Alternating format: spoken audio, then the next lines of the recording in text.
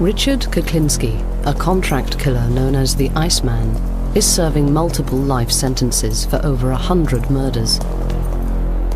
He freely admits to the brutal, cold-blooded killings.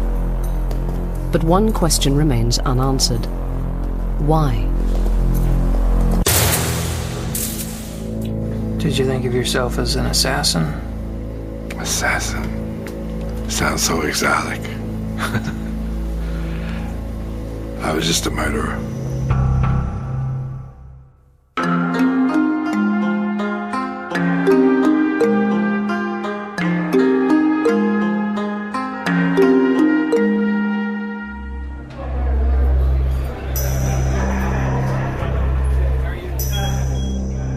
In July 2002, Dr. Park Dietz, a world-renowned psychiatrist and consultant to the FBI, visited Kuklinski in search of an insight into his twisted criminal mind. Over the course of 4 days, Dr. Dietz spent 13 hours with him, trying to penetrate the psyche of this remorseless killer. If I understand you correctly, you're positive you killed more than 50 people, and Definitely. you think you probably killed more than 100 people. Definitely. You're sure of that one, Definitely. but not sure it's more than 200. I wouldn't say definitely to that. Maybe yes, maybe no. I would say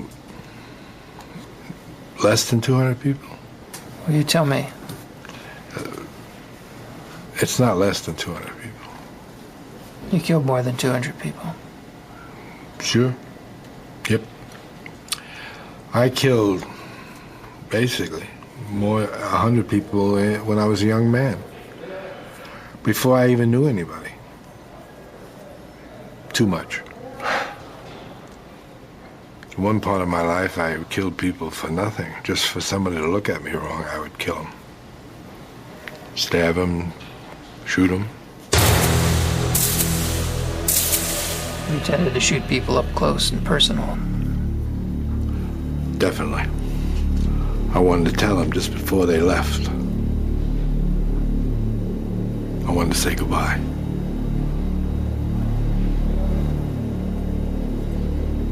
Did you like to look them in the eye? I wanted them looking straight at me.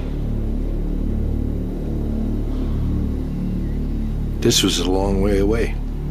The distance we are now. We were closer. What did you want them to think as they died? Just see my pretty face. I take it to them. But the last thing they ever saw was me. And if they carry that glimpse to eternity, infinity, or whatever it is, they're gonna be thinking of me all that time. I'd be looking in their eyes. I would see the blankness come over it. I'd watch them die. I just didn't shoot them and walk away. I saw the surprise, the shock, the blank. Psst. They're gone. And all I saw was my reflection. But that's it. Did you have a favorite place you'd like to shoot? A favorite? Yeah. Well, most of the time, if you're up close, you shoot them under the chin. You would shoot him. Shot a guy one time in his Adam's apple. See how long it would take him to die. How long did it take? A few minutes. He drowned, actually. He didn't. Drowned in his blood? Mm-hmm. I was with somebody else. We had a $50 bet. I lost. You thought he'd go faster, huh? Yes. Do you know what an adrenaline rush feels like? Oh, yeah. What will give you one? Sex. It's the only one. I don't really get anything from hitting anybody, hurting anybody, shooting anybody. Does nothing for me. The only thing that gives me pleasure is sex. Well, that's a different kind of pleasure than what an adrenaline rush is. Pleasure I get. Yeah. If I were to beat somebody up, it would do nothing for me. If I knocked them down and stepped over them, that's why you see it doesn't bother me. I don't care to hurt anybody. It does nothing for me. Killing someone else. But you could never get a feeling out of it. I never got one, though. It was disappointing. That's when I figured I must be crazy. Because I figured someone should have some kind of a feeling. Something.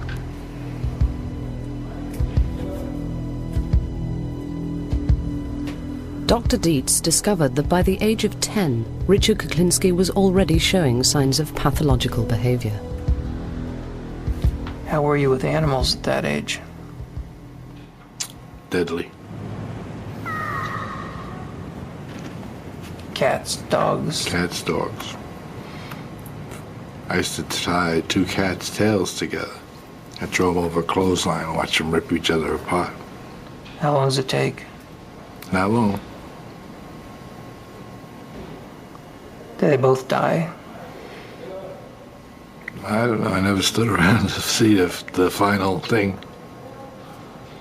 I would say eventually they both died because they were both pretty well tore up. It's got to be noisy. It was quite noisy. What else would you do with cats? Well, we had the incinerator in the projects there. So I threw a cat in the incinerator. Then I threw a book of matches in there. And through the door, I watched the fire get bigger and bigger, and this cat was running around, trying to get away. Eventually, the fire got too big for him, and he didn't run anymore.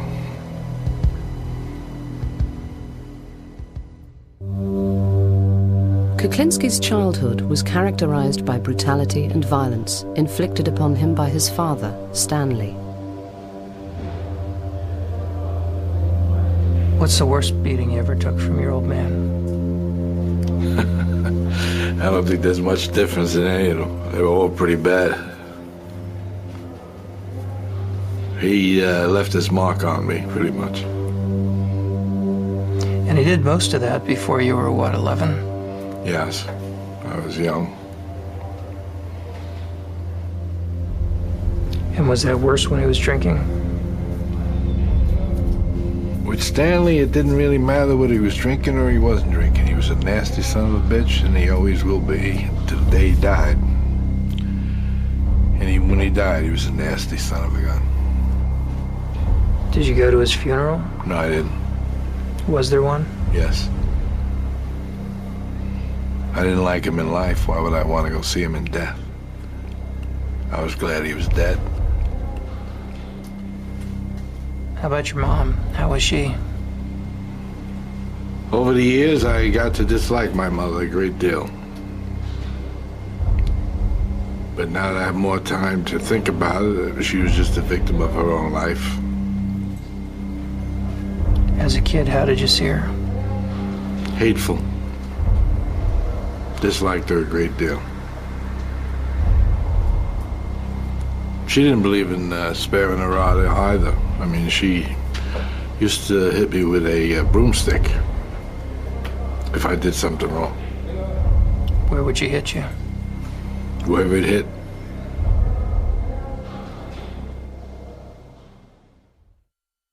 As Kuklinski grew older, he no longer had to suffer his father's brutality.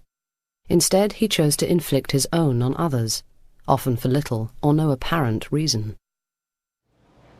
How much would somebody have to humiliate you before you'd become obsessed with killing them? It would be the degree he humiliated me. If it were not much, and it would be the time. It would be how my attitude was. If I was jumpy or edgy, it wouldn't take much. If I was passive, then he might get away with it. But No one really knew. I took a guy down one time just following him around. He was with a few people. Now, as they went to the bar, this person decided he couldn't wait to get inside to urinate. He never did. Everybody else went in. He stayed outside to urinate. He urinated. He went comfortably anyway. He had an empty bladder. But I actually strangled him. From behind, I assume. Definitely. I actually did it in a way that's maybe this is original, and maybe not, I don't know. But I put the rope around his neck, twisted it, and threw him over my shoulder, and held him there. So actually, I was the tree hanging him. Yeah. And he eventually just stopped kicking. And I let it loose at one end. He slid down to the ground. I put him over by the garbage and left. Had you brought a length of rope with you? No, actually, this guy, these people had around and back at a bar. They must have lived upstairs. There was an apartment upstairs, and they had one of these things where they had rope across this thing, and they had a couple of these lines going across this way. And that's what I took. Talking about clothesline? Yeah. Now, what had this guy done to you? I didn't like him. He just made me mad, some reason or other. For me to track him and wait for him, I was mad at him for something. Do you remember what his body did while you were hanging him? Yeah, I was twitching and kicking. How long did it take? I don't really know. Didn't look at my watch, so I really couldn't say. You know, I kept him a while. Even after he stopped, I kept him a while just to make sure. Did you have another weapon with you? Yes. But this was quieter. It was more personal. I actually felt him die. Did you like that? Didn't do anything. But I mean, I did feel him die. I felt him go limp. And you got your relief? Yes. Basically, I didn't have any more pressure, no more tension. It was almost like a cure-all. Unbelievable. From an early age, Kuklinski had an uncontrollable temper. If he had a problem, he solved it the only way he knew how. I was driving in Georgia one time, and we were riding down the road, and there was a couple of vans running around, and they were hooping and hollering there. I guess they were having a good old time and maybe drinking and whatnot. They decided, I guess it was interesting to play with a guy from New Jersey, and they started to click-clack and with their vans and push me here and push me there off the road, and they were running in and out, and what their problem was, I really don't know. Never did know. But it came to a point where I got extremely mad about that, and but it was silly of me because I was away from home. I had no backing. I had no problem. I only had one weapon, which was in the trunk, which was a .357 with a hair trigger. So I stopped the car and got out, opened the trunk. I had the release in went in the trunk and took the .357 and just stood there. Now, apparently their eyesight mustn't be too good, because I don't think I'd walk up on a guy with a .357 standing by his side. But these fellas did.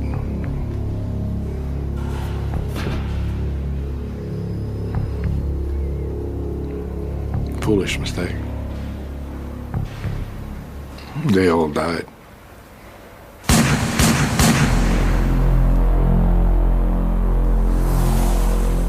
I didn't even know them. How many? There was a few of them. I reloaded. Killed every last one of them. Yeah. And that wasn't even one I wanted to do.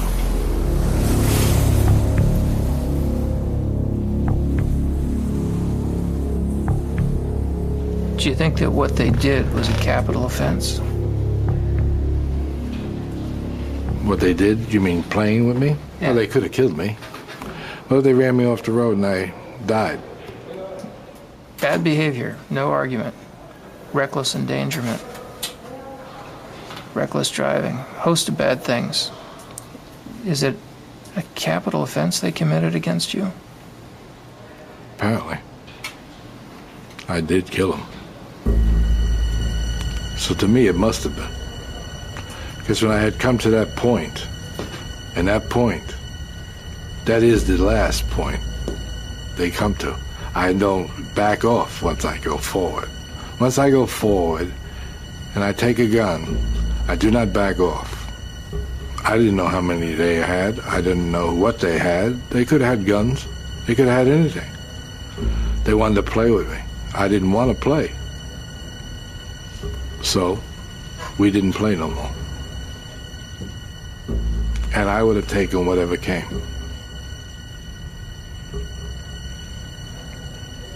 You almost made me mad. I know. What made you mad about that? I don't know, but you almost did. Can you figure out what it is? No. Try to look at it. Look at what made you mad there. I don't know. I think it must have been something you said. Yeah. Obviously, but I don't know what it was.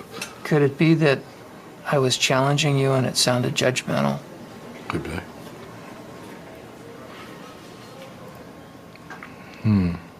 Yeah, it could be. Because you've got me annoyed with you now. Yeah. That's the truth. How mad are you? Not bad. Pretty. I feel a little flushed. So that means that I've reached a point in my life that I'm a little annoyed. What would you like to do? Doesn't matter. I don't think it's gone to the point that I'm actually gonna do anything stupid. Just curious to myself why it happened. I don't know why it happened. I'm actually almost glad it did happen because you had a chance to see something, but I don't know why it happened. Did you feel I was criticizing you? Yes. Is that what did it? I think so. I think that's the part that did it. Who used to criticize you the most? Of course, my father. Yeah. Kuklinski's efficient, remorseless killings came to the attention of the mafia, and in his 20s, he graduated from the random, impulsive murders of his youth to a new career as a contract killer. He recalls his first murder for hire.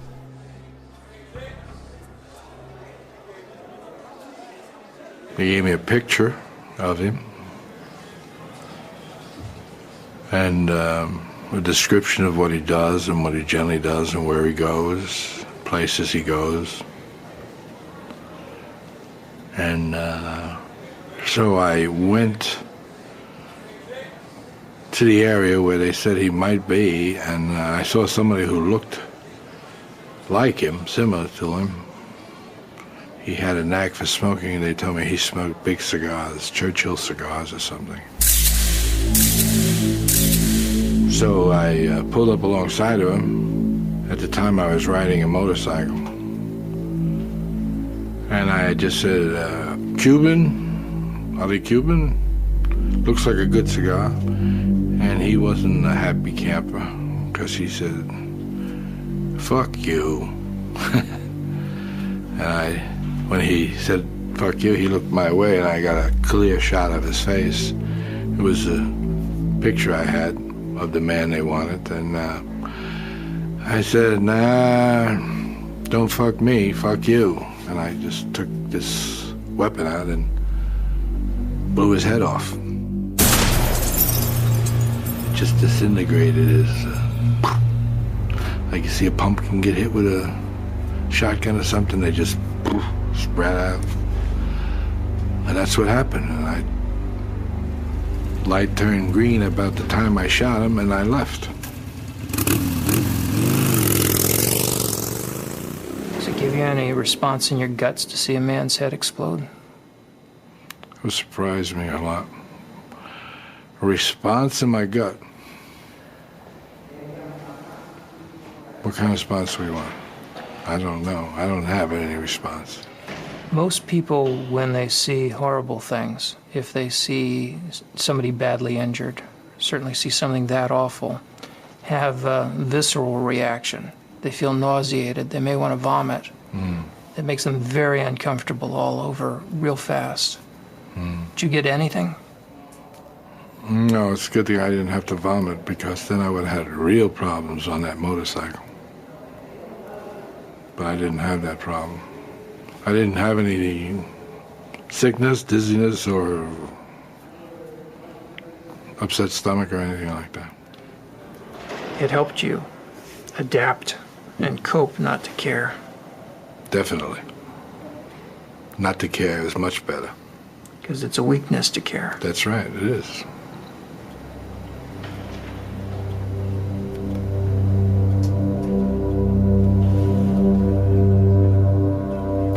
Then you have baggage.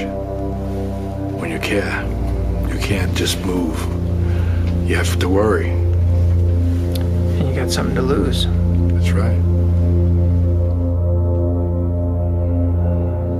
By the late 60s, the Iceman had become one of the mob's most prolific contract killers. Some of his most brutal murders took place at the Gemini Lounge in Brooklyn, a favorite haunt of mafia men. Dismembering bodies, did that turn your stomach? I don't think so. I remember having pizza one day while we were doing something like that. Pizza in one hand, chainsaw in the other? No. I didn't like chainsaws. That's another fable that they've come up with, that I use chainsaws. See, chainsaws are messy. Yep. All you get is all over me I have these little pieces of meat. Now that's a pain in the neck if I use chainsaws. Now would I want to ruin a good shirt with a chainsaw? That would be downright stupid. And I definitely have the wrong. I don't think I could walk around with bits of meat hanging off me or bits and pieces of somebody's body hanging off me. I would probably smell a little bit bad also at that point. So what's a better way to dismember Just a a body? knife. A butcher knife, you cut it around the bone and a little slice here, a little slice there, and wrap it, ship it. Do you understand that most people can't imagine doing that to a human? Sure. I can understand that a great deal. I can't understand why I can. Did you have to cultivate that ability, or is that natural for you? I don't know. I don't recall. I did it. I don't recall when I started doing it or why, or the feeling I had when I did it. I don't know. Jeffrey Dahmer told me that when he cut bodies apart, Yeah. it repelled him. He found it horrible. He had to get himself drunk to overcome that Stink. natural revulsion. Yeah. It's because it's disgusting. Yes, it is. But to you could just do it, no feeling. No. The smell sometimes was annoying, but I would put cologne on. I would generally put cologne across here, so I could smell the cologne a lot better than I could smell anything else. Shooting, stabbing, strangulation, even poisoning, all part of Richard Kuklinski's murderous repertoire. He sometimes froze his victims' bodies to disguise their time of death, earning him the name of Iceman.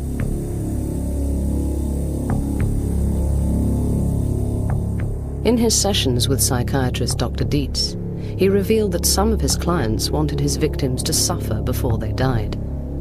Of course, Kuklinski obliged, creating the kind of death nightmares are made of, often capturing the torture on film. I used to have a thing where I would take somebody into a cabin or cave, whatever you want to call it, and I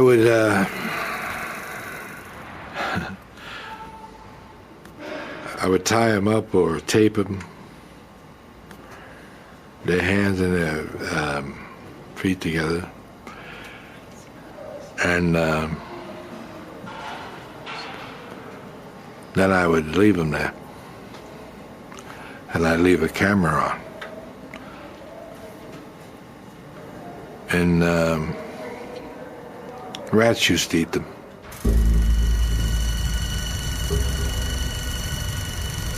Rats used to kill these people.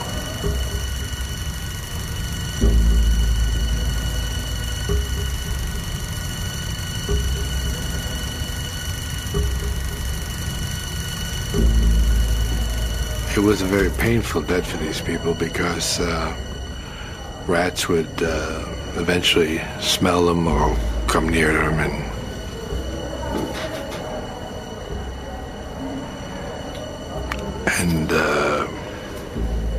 start nibbling away at them. The people would definitely scream and yell and holler and try to get away. And eventually more rats would come and they would consume these people eventually, you know. But there was a lot of screaming and yelling in between.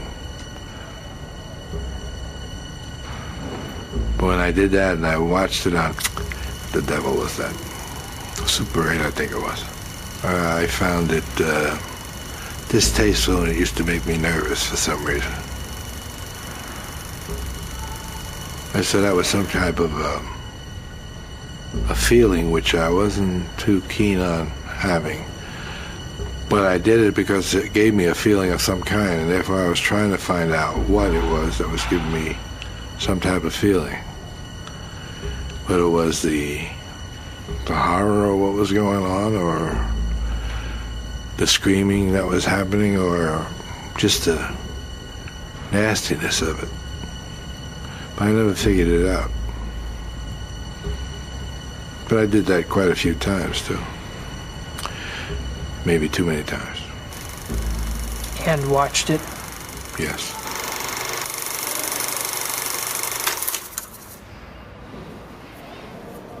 I beat a guy to death one time. I had blood in my shoes. His blood in my shoes. It just goes on that way. Had to throw all my clothes away. Yeah, I was driving a big Lincoln Town car with butt naked. Had a sheet wrapped around me.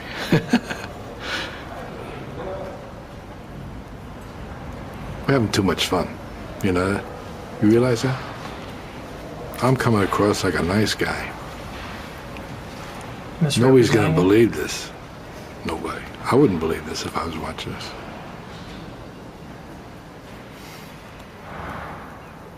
Because I'm the furthest thing from a nice guy. I am what you call a person's nightmare. Because of the way I project myself, people think they can get by. And then all of a sudden, when they wake up, it's too late. They already hit the stop sign. And that's a dead stop. But there have been people you've been good to, aren't there? Not many. There have been people. I don't know what you consider good. Your interpretation of good might be different than mine. I don't know. What do you mean good? Well, how do you think you were with your kids? Oh, the kids.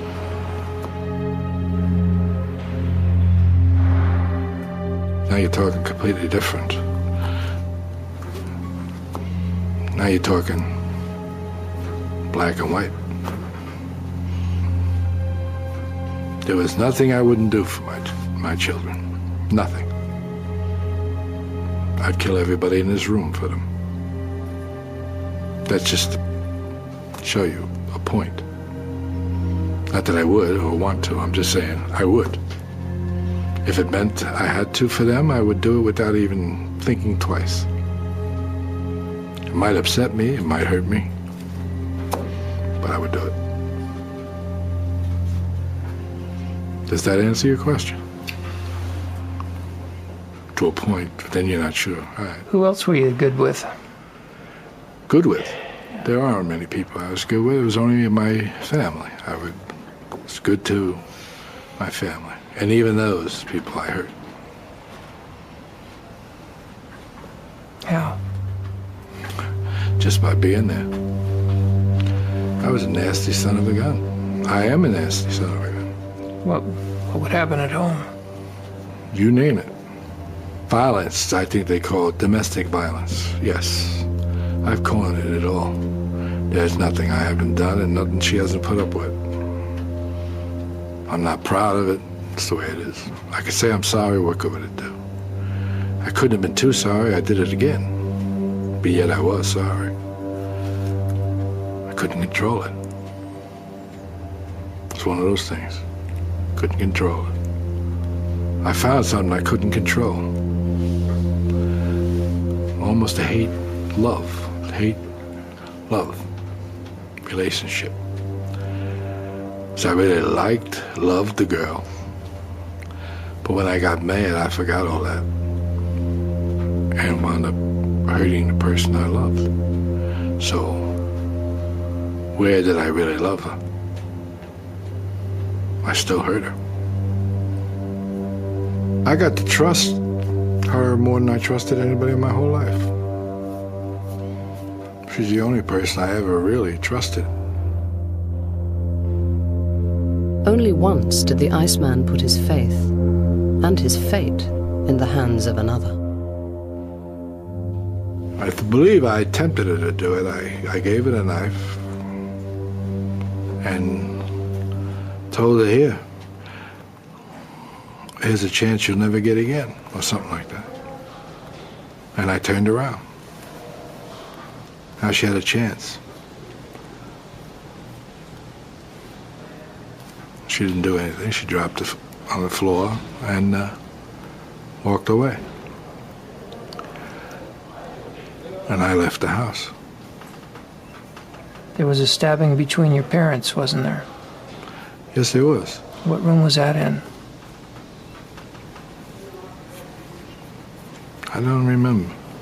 What happened? I don't remember. I don't know. Stanley stabbed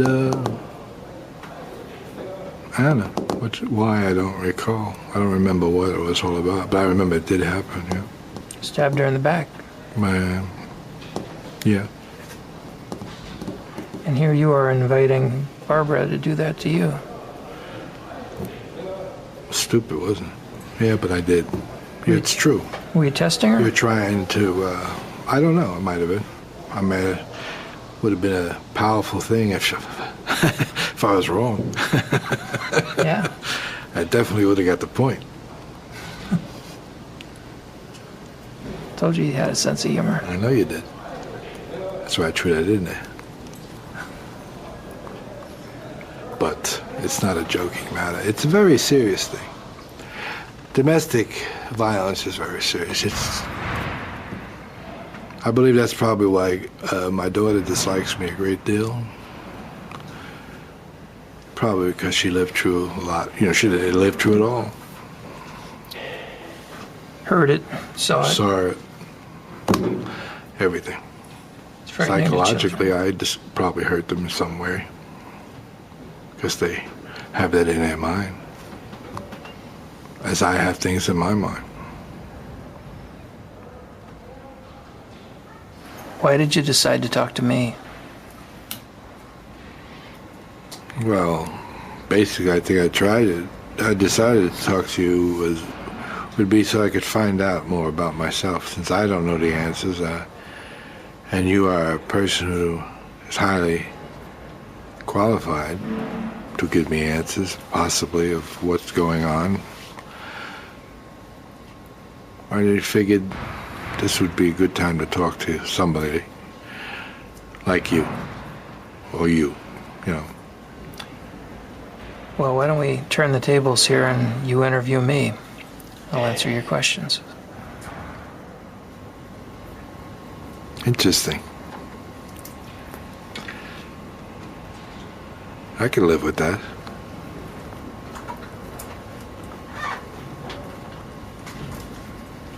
Just so happens I might have a question for you.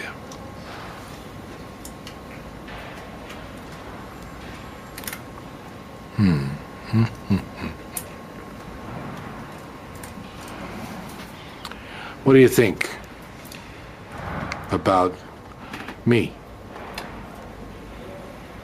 Anything good, bad, or indifferent? Yeah, some of each. The issues about your behavior, I think there are really a couple things to say. The things that I'm most sure of, based on the information you've told me, are that your principal problem has been a warp in your personality. And we classify personality according to different types. And there are two types of personality features that you have a great deal of. The first of them is called antisocial personality disorder. What it refers to behaviorally is someone who does not have a conscience, does not have remorse, does not feel a sense of guilt about most of the bad things they do, is impulsive and violent. The typical things we see before age 15 in people who earn that label are cruelty toward animals, cruelty toward people.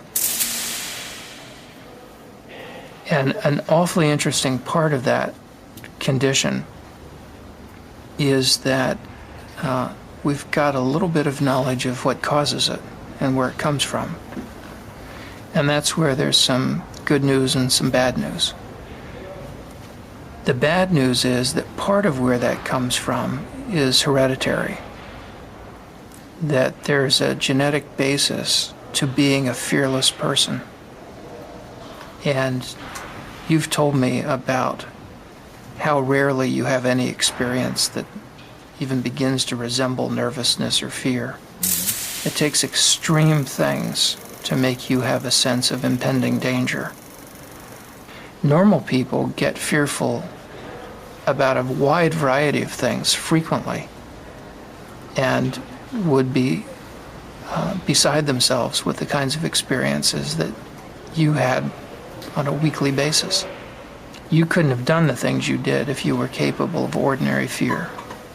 But the fact that you're born with a genetic predisposition to fearlessness doesn't mean that it's inevitable for you to become a criminal.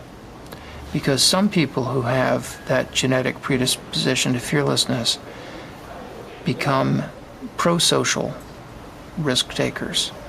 They do things like drive race cars, test fly planes, fighter pilots, bomb disposal technicians.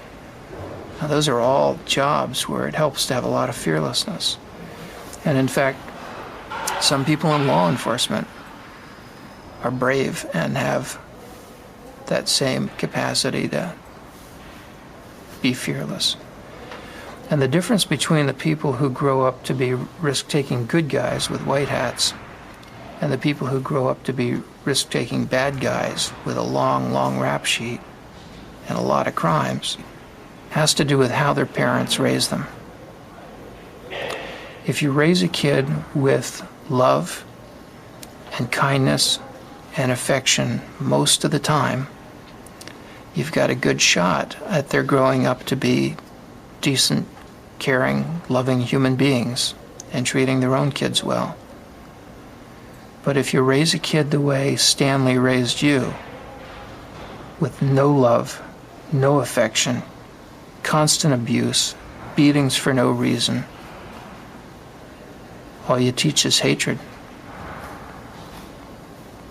You make it impossible for that child to grow up and form strong attachments and loving, caring relationships, or to be willing to risk themselves to protect the world.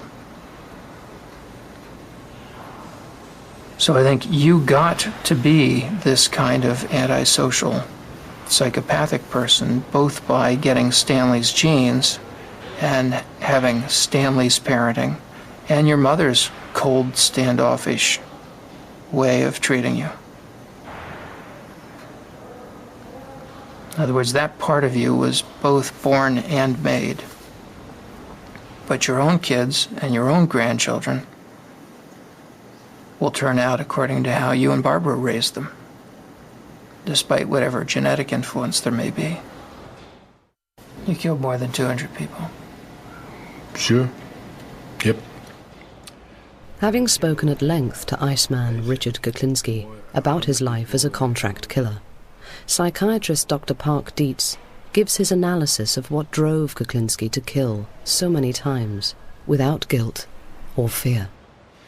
The other thing that I think is true about you is another personality style, where I think it's fair to say that you've got the features of what we call a paranoid personality disorder. The general rule for someone who is paranoid is to trust no one, let no one get too close to you, and to never forgive anyone who does you wrong. If somebody criticizes them, they're quick to respond with anger or to counterattack. If somebody humiliates them, then they must have revenge. About 1 to 2% of the population has the paranoid personality disorder. About 2 to 3% of males and 1% of females have the antisocial personality disorder. And then there's a smaller group that has both. And it was having both that allows you to have this career that you've had, and that allowed you to profit from your capacity for a completely emotionless, fearless, remorseless hit. By being free of any conscience and also free of friends and of people who could bring you down, you were able to have a very long run as a successful contract killer, which is quite unusual. And you wouldn't have been able to do that had you not had both of those personality flaws in your line of work that turned out to be major advantages, kind of preconditions for a successful career. I appreciate you taking the time and explaining this to me. I am probably the loneliest person in the world because I have nothing I care for, and I can't make any friends to have any kind of a relationship, or so I've lost everything. I've lost everything I ever cared for, everything I ever wanted. It's down the toilet. Since there is no love in my life, I must have something to replace it, so I replace it with hate. Constant hate. Constant reminder to hate. And what's that do for you? Keeps my left foot going in front of my right foot. Keeps me moving. Without it, I would probably just plop down someplace and have no reason to continue. Is that all you've got left is hate? That's all I've got left. Everything that I ever cared for is gone. Everything I ever liked is gone. Everything that meant anything to me is gone. So hate. That's all you started with, too. Then I've come full circle. It's time for me to die.